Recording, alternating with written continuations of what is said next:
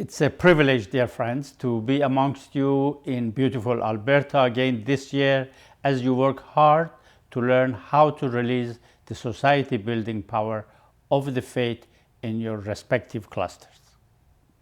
Last year we explored the stages of development in a cluster and agreed that, in brief, if the distinguishing character of a milestone 1 cluster can be said to be an initial flow of human resources into the field of systematic action, and that the characteristic that defines a milestone 2 cluster is an acceleration of the expansion and consolidation process, a milestone 3 cluster is when the process denotes the appearance of a system for extending a dynamic pattern of community life to the inhabitants of that cluster. We also recognized that the path ahead for building communities shaped by the divine teachings is a long and a difficult one, demanding sacrificial service that may even make some of us feel under pressure and even stressed at times.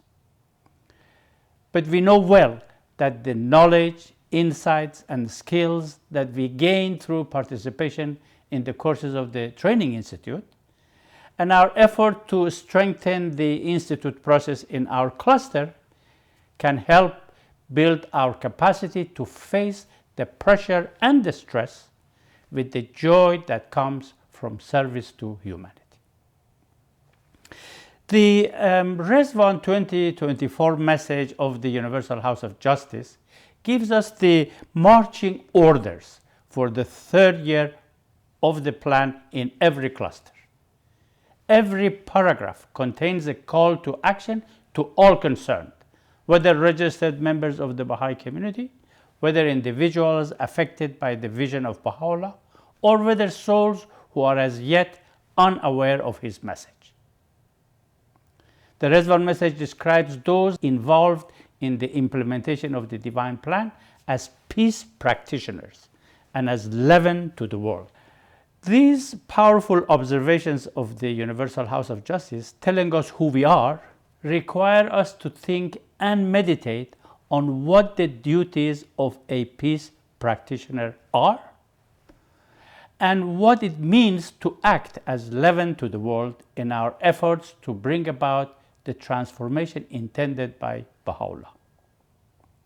And we do not need to go very far in our reflection, as the message gives us the answer when it points out that every action taken within the framework of the divine plan is indeed part of the building up of the ark of human salvation, the ultimate haven of society as foreseen by the Blessed Beauty, and that the methods and instruments of the plan allow every soul to contribute a share of what humanity needs in this day.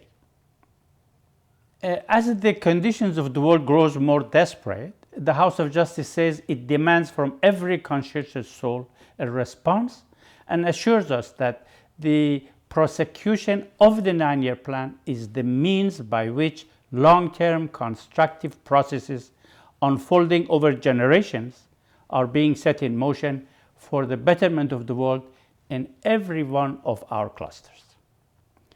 The House of Justice then helps us to see how all of this points to an urgent, inescapable conclusion. There must be a sustained, rapid rise in the number of those committing their time, their energy, their concentration to the success of this work. To remember this urgent conclusion at all times, friends in one of the clusters have chosen to make a small sticker poster saying "More is required" and have it on their fridge door, in their bedrooms, and in their gathering halls. A sustained and rapid rise in numbers of workers of the divine plan from the Baha'i community and from the wider society requires us, the House of Justice says, to learn to extend to everyone the hand of friendship, of common endeavor, of shared service, of collective learning, and advance as one. The Rizwan message is yet another instrument that can help every one of us to think deeply about our daily life and our services. To what extent am I convinced, I can ask myself, that the successful carrying out of the 9-year plan is the best way we can help our fellow men out of their confusion and difficulties? How convinced am I that the methods and instruments of the plan allow every soul to contribute a share of what humanity needs in this day? To what extent have I taken the objectives of the plan firmly into my heart? Am I doing for the plan what is expected of every conscientious soul? As committed as I am to sharply focusing my time and energy to the work of the plan, to what extent is this the concentration and the preoccupation of my life?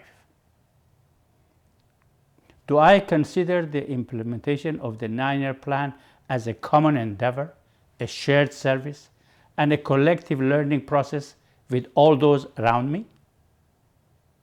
If I live a life of manifold demands, am I able to allow the urgencies of the present hour not to obscure the special joy that comes from service by seeing that the call to service is an uplifting, all-embracing summons? I would like, friends, now to share some personal thoughts on how each cluster in Alberta can take the spiritual energies released during the 3rd year of the 9-year plan to learn how to befittingly respond to the call of the House of Justice that all must search, but the youth must soar. Spiritual energies set loose with the release of the letter of 28 November 2023 and the 2024 Rizwan message of the Universal House of Justice, both of which, of course, are addressed to the Bahá'ís of the world. In the context of the Rizwan message, a surge intends a significant increase in the number of workers engaged in the implementation of the plan. The first point to internalize, in my opinion, is the fact that all must search refers to a significant increase in both souls from the Baha'i community, youth, adult, seniors, children, junior youth, wherever they live in the cluster, whether in the center of an intensive activity or not, and souls from the wider society, including those who as yet do not know Baha'u'llah. Thinking in this way has profound implications for the way we act.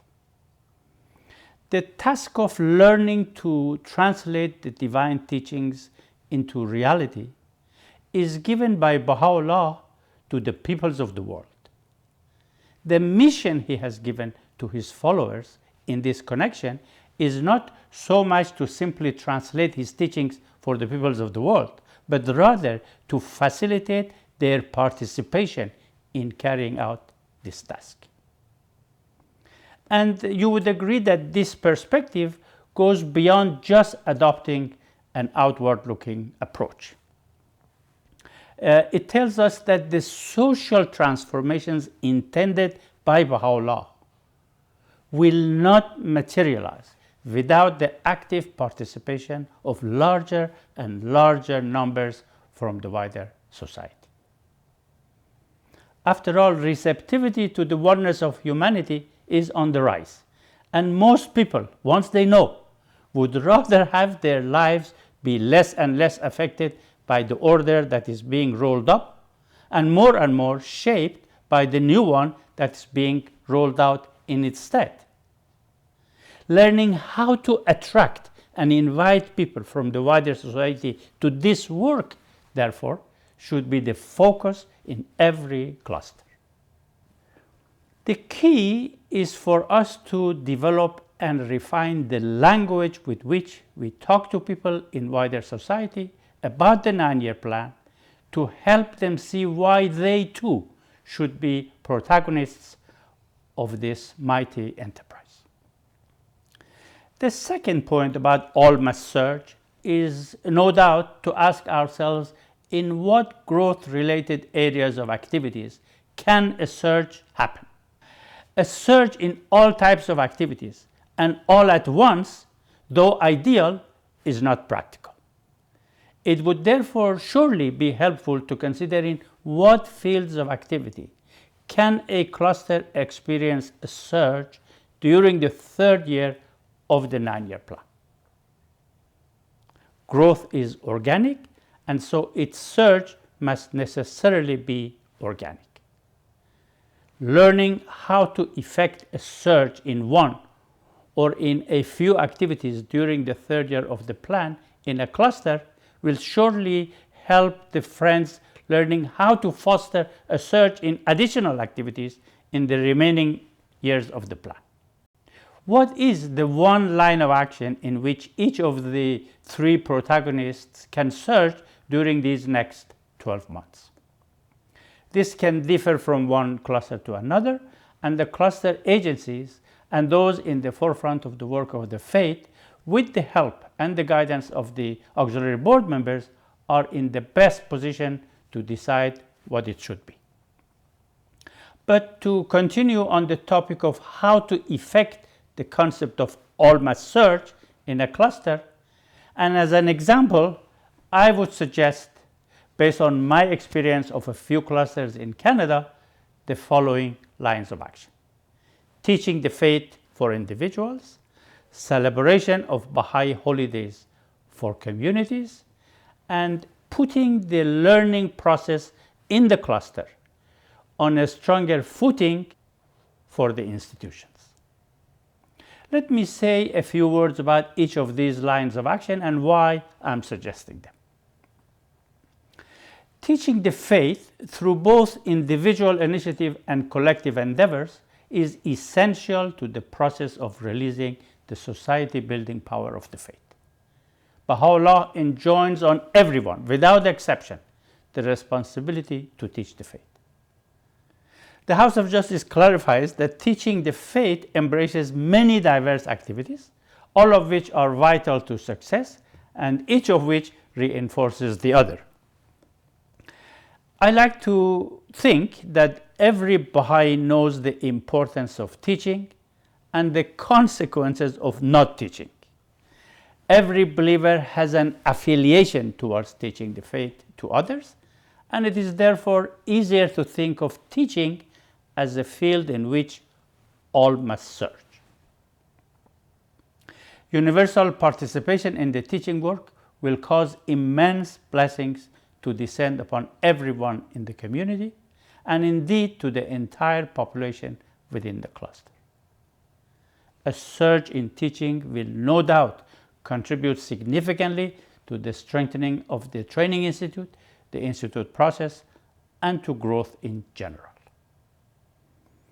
In a letter dated 9th of January 2001, the House of Justice notes that when training and encouragement are effective, a culture of growth is nourished in which the believers see their duty to teach as a natural consequence of having accepted Baha'u'llah. This guidance to me highlights just how important are the roles of the community and the institutions if more and more individuals are to intensify their teaching work.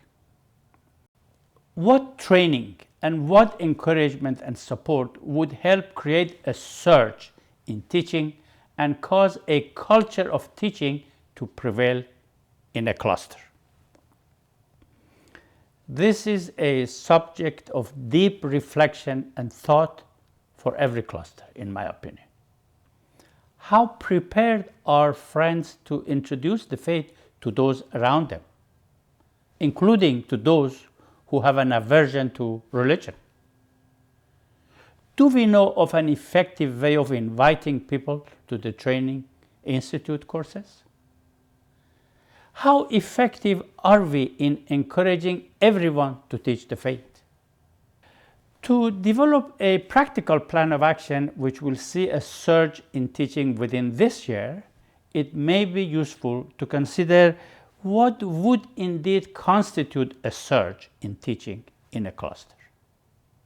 A small increase in teaching activities in one cluster could be seen as a surge in another.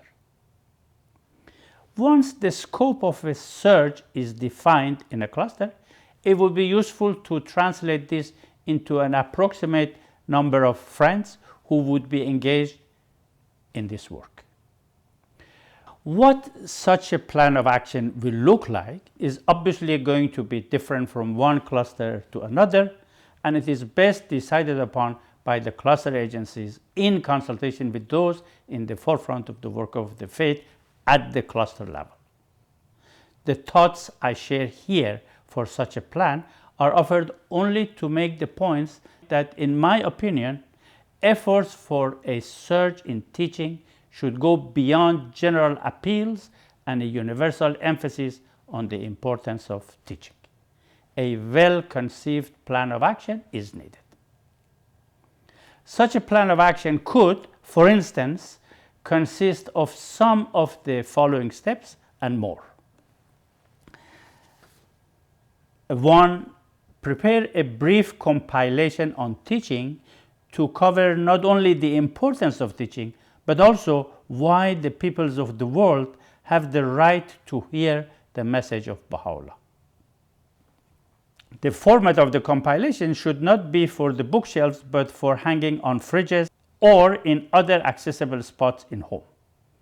Then distribute the compilation as a gift to everyone in the Baha'i community and to those from the wider society who are eager to serve in this field. 2. In every 19-day feast, program throughout the year should include time for the friends to study and consult about one or two quotes from the compilation. The program should also include inspiring stories about teaching as an additional way of assisting the friends to fan within their hearts a passion for teaching.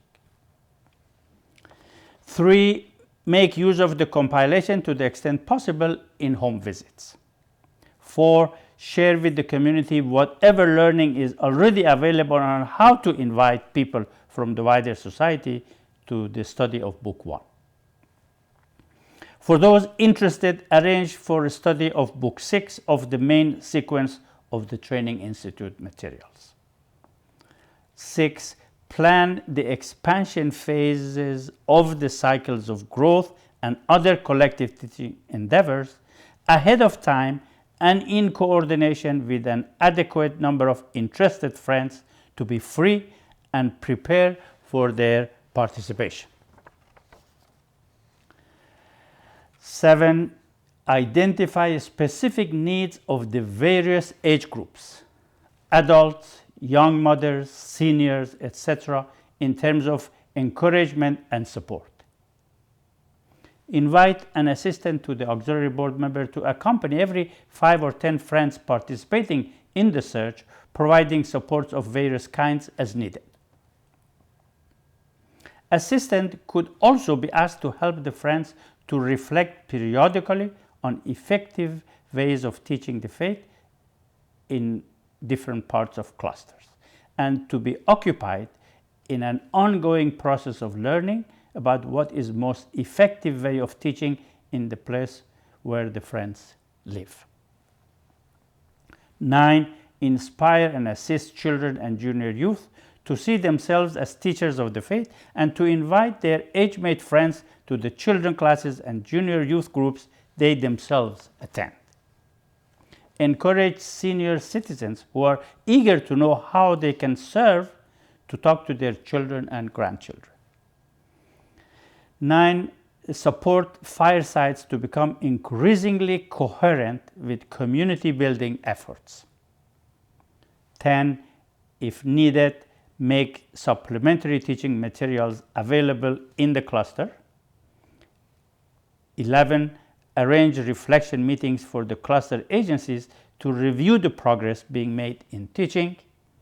And lastly, use the learning from this undertaking to expand the circle of friends engaged in teaching.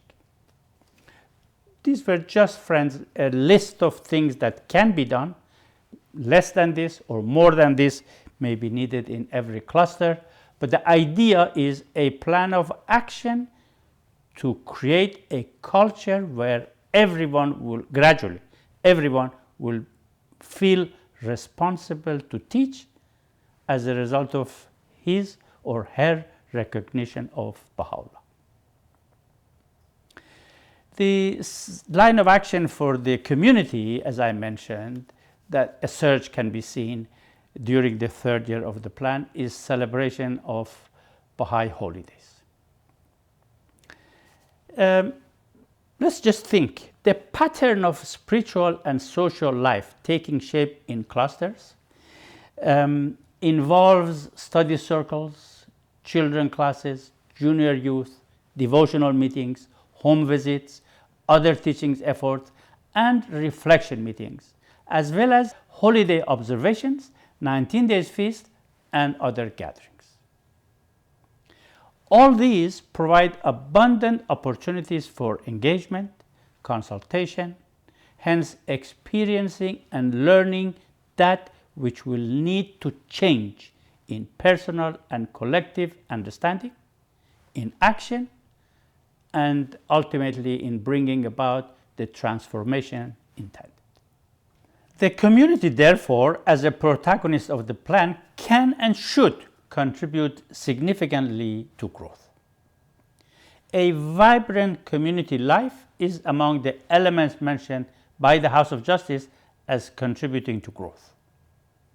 In 2015, in its call for the intensification of community building activities, the House of Justice noted that holiday commemorations hold a special position in this regard, and reminded us that the two bicentenary celebrations in 2017 and in 2019 will be opportunities for Baha'is in every land to attract the largest possible numbers of believers, their families, friends, and collaborators, as well as others from the wider society, to commemorate moments when a manifestation of God was born to this world.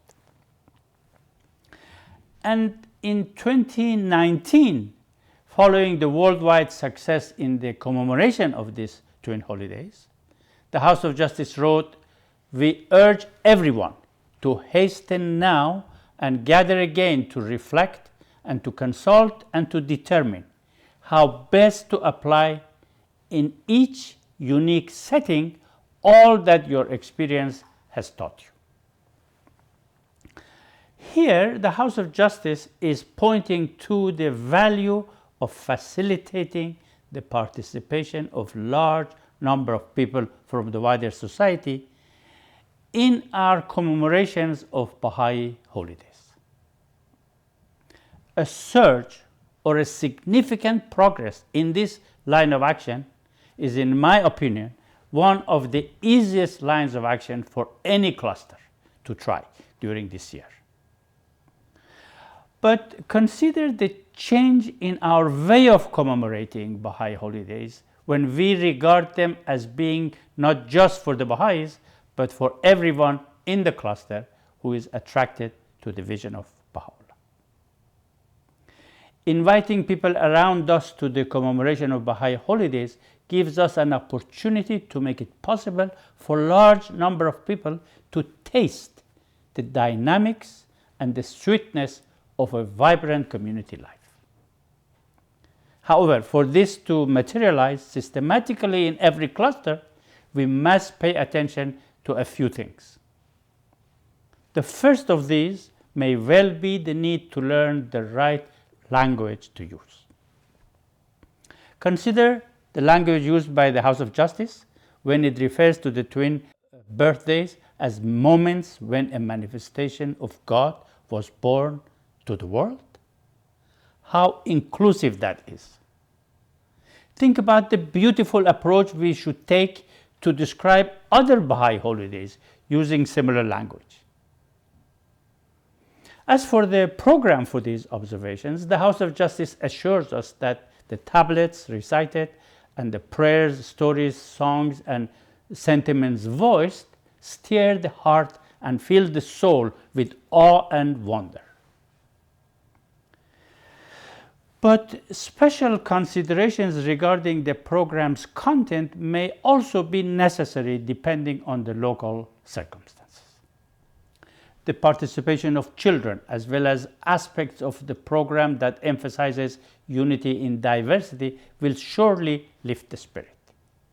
The use of art and music from diverse backgrounds would likewise surely add to the richness of the program. Other considerations, such as the location where the commemoration is held, may even have to be something to consider, at least in some clusters. But whatever is done, the social atmosphere of such gathering is of a vital importance. Everyone, regardless of culture and background, should feel loved, engaged, and welcomed. What will surely greatly help is for the Baha'is to learn how, in such gatherings, to show their love for the newcomers and associate and converse with them rather than engaging in the habitual mingling with one's old friends. What will also no doubt help everyone to feel at ease will be such considerations as avoiding talking in languages other than the one common amongst the visitors, or avoiding the use of vocabulary that is familiar only to the Baha'is. Bearing all these points in mind, every cluster can benefit every year from 9 spaces, the 9 Baha'i holidays, in which we offer friendship through Baha'i hospitality and meaningful conversations with large number of people from the wider society. A significant increase in the proportion of those from the wider society as compared to the members of the community attending such gatherings should accordingly, in my opinion, be one of the objectives of a learning process embedded in this activity in every cluster. Such a surge will be an encouragement to those who are poised to enter the faith and will without doubt have a very positive effect on all the teaching efforts in the cluster. A holiday celebration committee of a local assembly that pursues this approach systematically with an attitude of learning can play a major role in the promotion of growth in the cluster. The suggested line of action for the institutions to focus aimed at seeing a surge during the 3rd year of the plan is what I have mentioned as putting the learning process at the cluster level on a stronger footing. It will take a bit of time for me to explain what I mean by this. Let me begin by asking this question. How often do we relate lack of rapid growth in a cluster to the need for a more systematic and more effective learning process at the cluster level? Yet, in the words of the Universal House of Justice, the implementation of the global plans of the faith is impelled by learning. And on the interconnectedness of the two, the House of Justice points to the learning process as being as important as the expansion or growth itself. Highlighting how crucial learning process at the cluster level is to growth, the House of Justice notes, whatever the level of activity in a cluster, it's the capacity for learning among the local friends within a common framework that fosters progress along the path of development. And finally, the House of Justice assures us that this combined process of action, learning, and training will endow communities with an ever-increasing number of capable and eager teachers of the cause.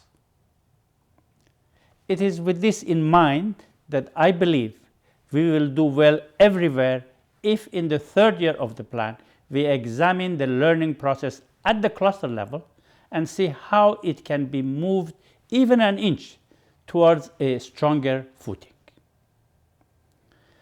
To do so, it will surely be helpful to refresh our minds on what a learning process entails. The guidance of the House of Justice is abundant on this matter. For ease of reference, I have prepared a summary of what should take place in what we call the learning process. It's all based on the guidance of the House of Justice. It says basically the friends in this process share their experiences, reflect on issues, consider adjustments, maintain enthusiasm and unity of thought. Accomplishments and challenges are regularly evaluated, obstacles removed, resources multiplied, lessons learned, and modifications in the goals made without losing continuation of action. Stumbling blocks made stepping stones for progress. The friends grow more capable of overcoming setbacks, whether small or large, diagnosing their root causes, exploring the underlying principles, bringing to bear relevant experience, identifying remedial steps, and assessing progress until the process of growth has been fully reinvigorated. The process of learning, therefore, friends, involves a wide range of actions such as sharing of experience, all the way through to making adjustments, removing obstacles, turning stumbling blocks into stepping stones for progress. Do we not see in this the concept of progress in the process of learning itself? Do we not see the need for learning how to learn? It's the need to pay systematic attention to learning how to learn at the cluster level that I suggest should come to the special attention of the cluster agencies during the third year of the plan. We also need to note that, in the words of the House of Justice, the process of studying guidance and learning from experience is the challenge for friends everywhere. This challenge often represents, from what I have seen, a lack of understanding of what is it exactly that we are learning, how we are learning, and how long will it take to learn, as if a mystery surrounds the process of learning. If this is the case, is there not the need to demystify the learning process for the friends and for the cluster agencies? Developing a practical step-by-step approach towards effective learning would help this.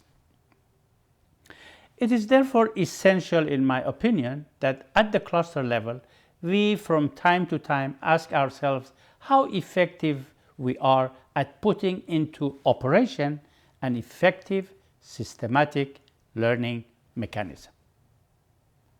Every cluster today is, of course, involved in the learning process. It's quite common to hear that we are learning or we are in a learning mode. How vague, though, this sounds to the believers. By putting the learning process at the cluster level on a stronger footing, I mean paying systematic and special attention to learning with the aim of seeing a surge in clarity and quality of learning, which will inevitably result in more rapid growth. To do so, a deeper understanding of the nature of growth process becomes essential. At the heart of what we are doing is creating patterns of individual and collective life that can translate Baha'u'llah's teaching into action. The concept is that these patterns of community life should grow larger, more complex, and more impactful as time goes by. Growth is an organic process. What does being organic mean? In my understanding, it means that we cannot artificially increase the number of activities in a cluster from, say, 20 to 100 and from 100 to 500. By artificially, I mean deciding on an increase without clear and practical strategies to enable people to achieve it. For growth to be organic, the basis of our efforts to increase activities should be assisting people to build their capacity to achieve transformation in their lives such that their participation in the activities contributes to their joy, to their spiritual development, to their happiness, to their progress, and to the abiding sense that they are living meaningful lives. Otherwise, we are just having people carry out tasks, and eventually we will reach the limit of the number of tasks they can carry out. Or they will get tired, the numbers of tasks carried out drops, and transformation is difficult to come by.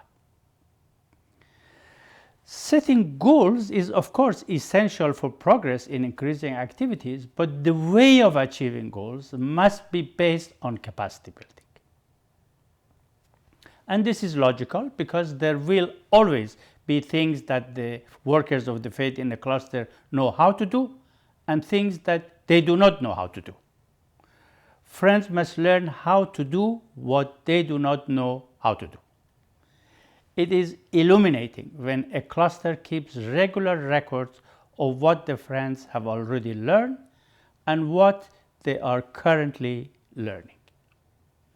Having a simple guide on how learning will take place for a given task would certainly also be very helpful and clarifying. Examples of what we don't know could, for instance, be that we do not know how to hold a devotional meeting that keeps participants interested, or we don't know how to talk to the people from the wider society about the community building process and invite them to participate in it. Or it could be that we don't know how to assist a participant from the wider society to become a protagonist of the plan. If a few issues such as these are acknowledged as areas of current learning in a cluster, the next question should be, in my opinion, what ways can the friends learn each one of them? In many places, the cluster's main mechanism for learning is the reflection meetings held for the generality of the believers and those held separately for tutors and animators. Where this is the case, we may ask ourselves, to what extent do these reflection meetings seem to be confined to mostly sharing experiences? If in a cluster, the reflection meetings often end up being just storytelling and sharing of experience, as inspiring as they may be, how will this help remove obstacles? And when and how will strategies for growth be re-examined? If the learning process aims at lessons being learned and distilled and refined so that they can be applied more generally by everyone, is a large gathering with random participants of diverse capacity adequate for this purpose? Given that the full process of learning includes steps such as strategies re-examined, obstacles removed, lessons learned, how efficient these reflection spaces have been so far? If we carry out the growth-related tasks without learning what we do not know how to do or fail to do well, or if the time that takes to learn them is frustratingly long, growth can grind to a halt. While structures are important and necessary, challenges faced in the process of growth cannot be resolved by structures alone. To try to solve problems by relying mainly on structure is not an organic process, but more in the nature of a mechanical approach, and this will therefore not work in the long run. Relying on structure alone is about implementing procedures or formulas to get results. It's akin to saying, if you do ABC, we will double the number of devotional meetings, for instance. In such cases, when challenges arise, activities can collapse, or the number of activities reaches a point where it is much harder to achieve more. Just as the efforts to improve any business requires thinking aimed at overcoming the forces of competition, shortage of goods, inflations, the highest cost of transportation, etc., the effort to achieve sustained growth requires constant thinking as part of our reflection. After all, we know that creating cluster as a concept, in the words of the House of Justice, was intended to facilitate thinking about growth of the faith. So, what more is needed to promote thinking about growth at the cluster level? In 2007, the Universal House of Justice noted that in every cluster, the institutions and agencies guiding the process, the auxiliary board members and the institute, together with the area teaching committee, need to examine the dynamics of growth on a regular basis and analyze the way in which these elements are working together in order to identify gaps and determine what adjustments should be made. How frequent and how regularly do these agencies meet, and how systematic is their work to analyze the working together of elements of growth, identifying gaps and determining adjustments? Do all the elements of growth receive attention in these gatherings? I have great admiration for the sacrificial services of members of the cluster agencies. My sharing of these thoughts here is intended simply to make a point about the importance of a strong and systematic learning process at the cluster level if progress in growth is to be maintained, nay, accelerated. This is a crucial issue because if we learn how to learn at the cluster level, that is, if we learn how to do what is needed and to learn to think collectively about how to remove obstacles, the work will grow endlessly. This, we know, is what is happening where the masses of people are initiating and participating in the processes of the plan, not out of a sense of obligation to be doing things, but because they and their children are constantly receiving an abundance of spiritual joy as well as witnessing social and material progress. In a letter written on behalf of the House of Justice to a National Assembly about how to increase the capacity to learn at the level of cluster, the Supreme Body offers measures such as regular study of guidance, learning from others, being patient with the process in the cluster, following the work with diligence, rigor, and reflection, establish sound approaches to learning, and the reinforcement of the institute process. And then it goes on to say, additional measures may be required if the institute process is to be firmly established. The believers, especially those at the forefront of the work of the faith, may therefore need to be assisted to gain a better understanding of the nature and purpose of the Institute process and the manner in which it should operate in the context of the current strength of your clusters. Through this initiative, with those at the front ranks of the work of the faith not limited to the membership of the cluster agencies, growth in the cluster can benefit from the inputs of those workers of the faith who have been effective in strengthening the Institute process and in attracting people from the wider society, accompanying them to become protagonists of the plan themselves. In attempting to add this approach to our learning endeavors at the cluster level, there are questions to be explored, such as how will such a gathering be different from already existing reflection spaces where normally all are invited, some attend, a few speak, and the style is almost always in the form of detailed stories, allowing no quality time or energy to consider, to think, and to explore further steps in the learning process. What kind of preparation is needed to make such gatherings occasions for thinking about growth and for acquiring the increasingly advanced, more effective learning that is needed for success? And how can such reflections be in the form of an ongoing conversation among those invited to participate in the gatherings?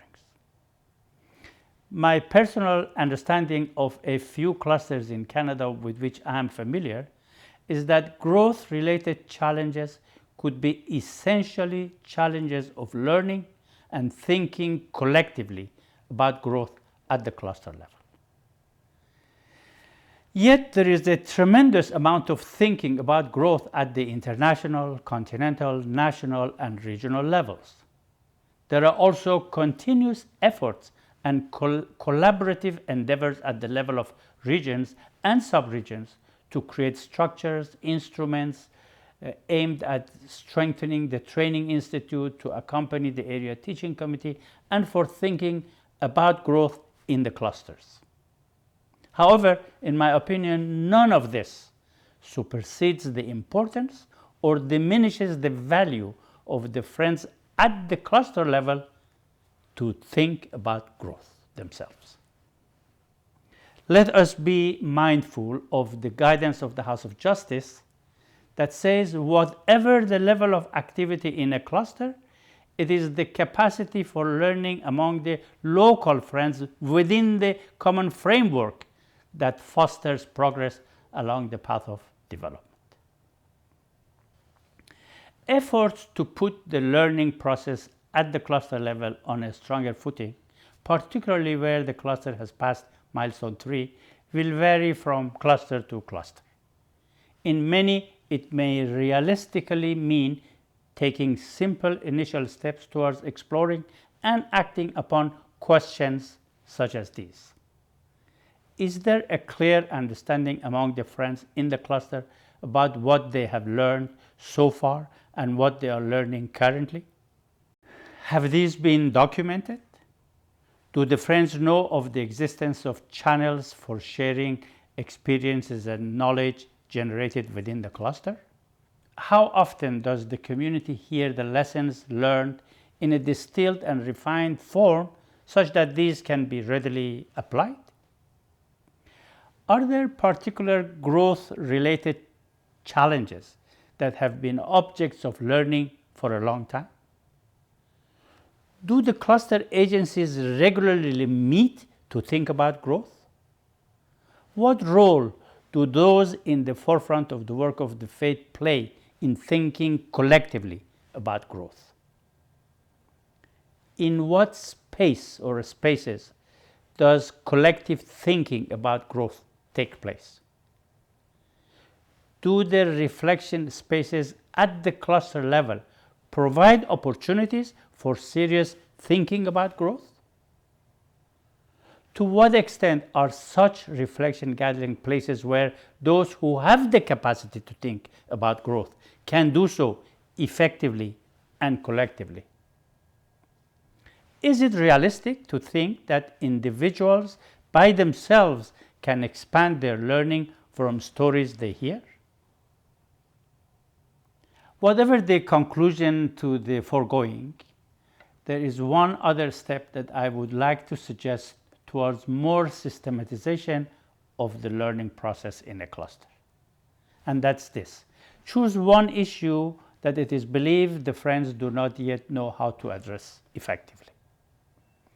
Draw a plan of action to learn how to do this particular issue during the next 12 months.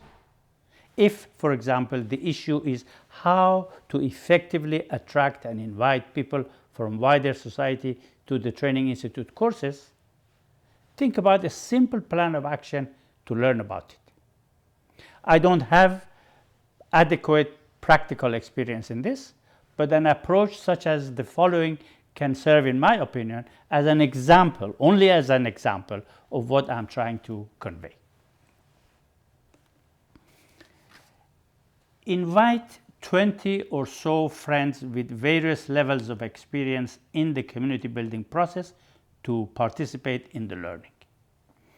2. Draft a brief guide on how to introduce the Training Institute courses to people from wider society, drawing on the guidance of the House of Justice and text from the Institute books. This guide can be used and improved upon by the participants. 3. Call upon each participant to invite a minimum number of people from wider society to the Institute courses over the next 12 months. Arrange for the participants to gather quarterly to reflect on their experiences, with each participant inviting an average of 10 people.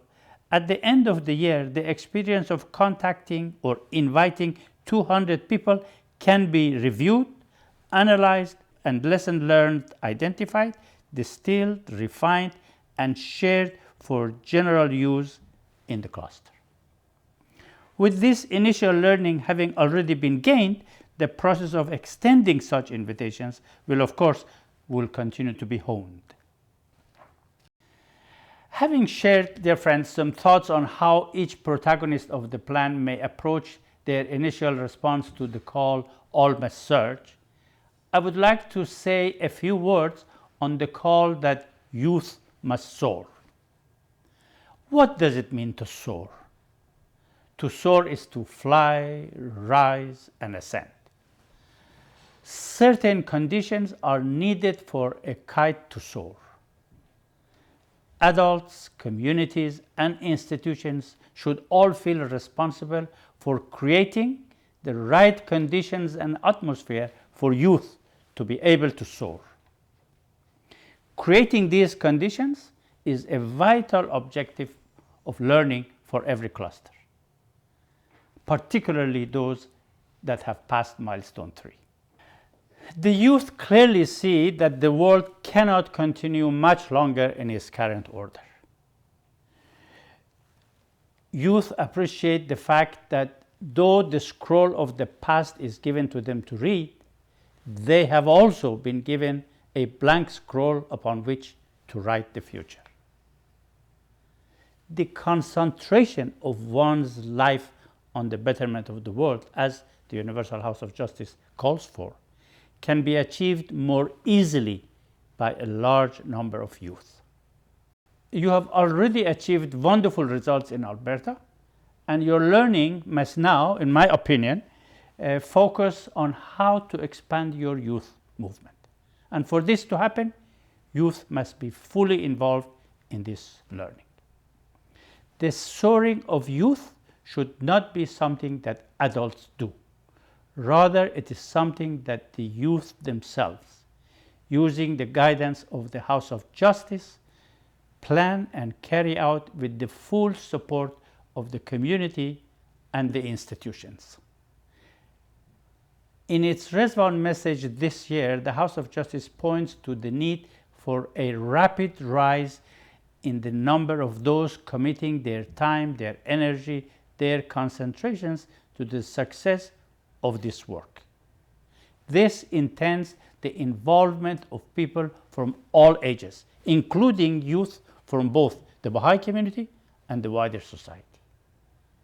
How then will the youth access the guidance of the Universal House of Justice? One of the instruments of the global plans over the past 10-15 years has been the youth conferences, whose purpose is to reach out to large numbers and attract and invite them to be part of a youth movement that seeks nothing less than the betterment of the world, moving the world. The aim of the global conferences was for every cluster to benefit from this experience by using this instrument as local circumstances permit. Wherever perseverance was the approach, success has been achieved by ever-expanding groups of youth shaping up in a neighborhood. The holding of monthly youth gatherings in which youth from wider society are treated as potential protagonists of the plan is another instrument and is being undertaken in many places, as you know. What more can be initiated in the third year of the plan to enable the youth to soar? Among them, youth groups in new neighborhoods, in new clusters, more conferences, annual and semi-annual, and assisting parents to be alert to the vitality of the call that youth must soar, such that the parents give the youth support and more freedom in deciding what sacrifices they want to make for the faith at this time. Dear friends, the news of the progress of the 9-year plan in the majority of your clusters in Alberta, and indeed across the entire country, especially in the light of the ongoing process of raising up the first national house of worship in the Western world right here in Canada, is a source of tremendous joy. We can all take great joy in knowing that a befitting response of the believers to the 2024 Resvan message of the Universal House of Justice will see the release of the society building power of the faith in ever greater measures. Thank you.